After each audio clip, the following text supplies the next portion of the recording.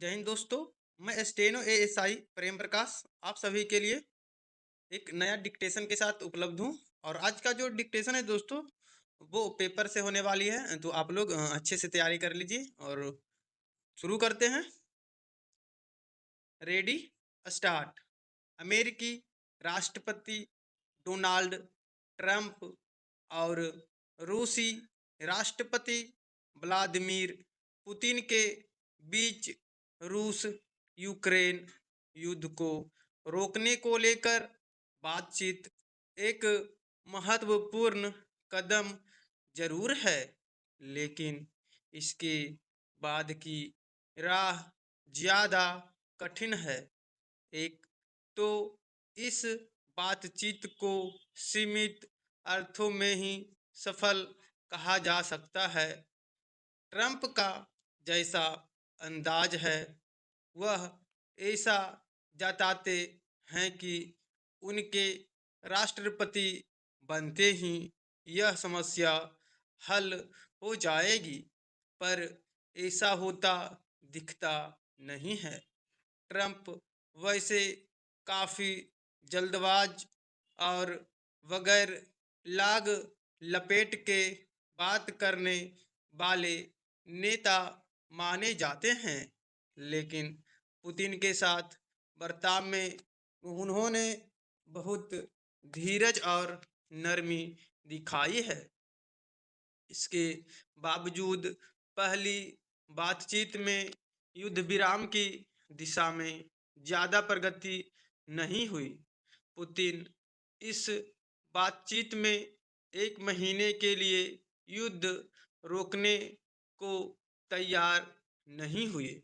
वह सिर्फ ऊर्जा संयंत्रों और बुनियादी ढांचे पर हमले रोकने के तैयार हुए हैं।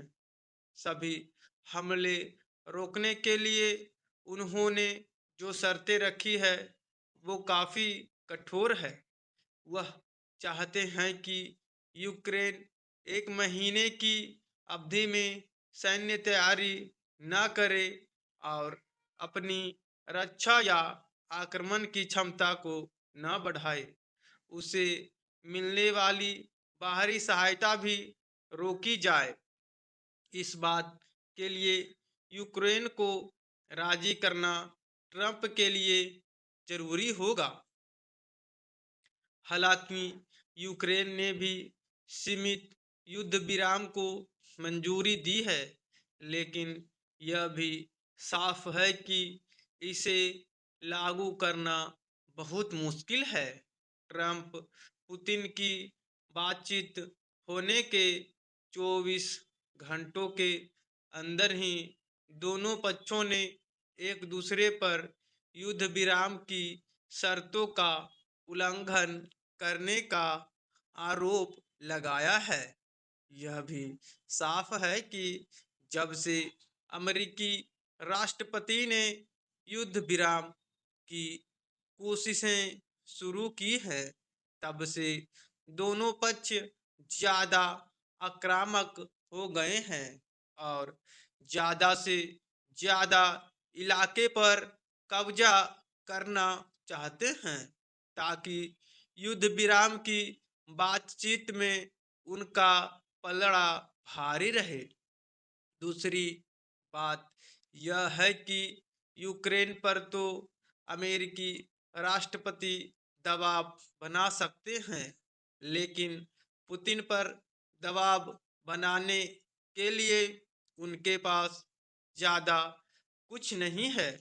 पुतिन यह जानते हैं, इसलिए वह अपने लिए ज़्यादा से ज़्यादा रियायत की मांग कर रहे हैं।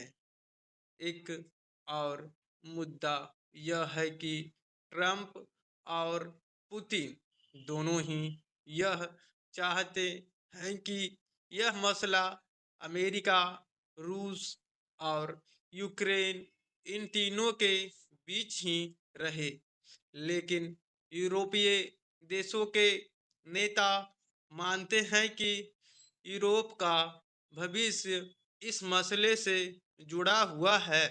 उन्हें लगता है कि अगर रूस अपनी शर्तों पर कामयाब हो जाता है तो फिर यूरोप के बाकी देशों पर उसका दबाव बढ़ जाएगा।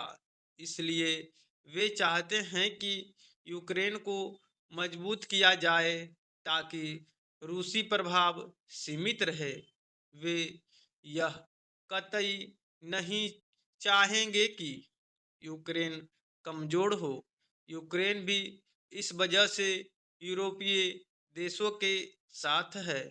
ट्रंप को यह स्वीकार करना होगा कि यूरोपीय देशों की चिंताएं भी जायज है और उनकी बात सुनी जानी चाहिए।